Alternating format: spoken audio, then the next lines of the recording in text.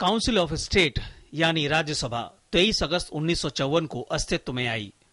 मकसद था देश को एक ऐसी व्यवस्था देना जिससे संघीय व्यवस्था निरंतर मजबूत होती रहे।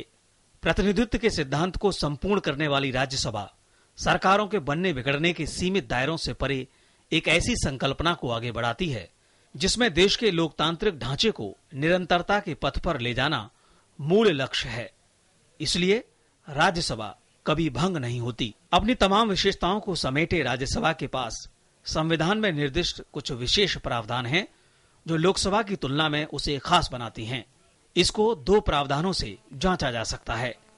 राज्यसभा राज्य सूची के विषय पर भी राष्ट्रहित में तय समय के लिए कानून बना सकती है। वहीं संवैधानिक तंत्र विफल हो जाने की स्थिति में आपातकाल के प्रावधानों को लोकसभा विघटन के दौरान भी लागू किया जा सकता है। राष्ट्रपति और राज्यसभा हमेशा चलते रहते हैं, लोकसभा का विघटन हो सकता है। तो ऐसी अगर कोई अर्जेंसी आती है तो अभी ऐसा कभी हुआ नहीं है, लेकिन अगर कभी ऐसी आती है तो राज्यसभा मिल सकती है और राज्यसभा में कुछ निर्णय लिए जा सकते हैं और जब लोकसभा फिर आ जाए तब उनमें उनका अनुमोदन हो सकता है। लेकिन आज के बदलते माहौल में जब राजनीतिक पतन की तमाम घटनाओं के उदाहरण अक्सर सामने आ जाते हैं, तब क्या राज्यसभा में क्षेत्रीय आकांक्षाओं की जिम्मेदारी और बढ़ जाती है? मुख्य उद्देश्य संविधान निर्माताओं का यह था कि वो राज्यों के हितों का प्रतिनिधित्व करेगी।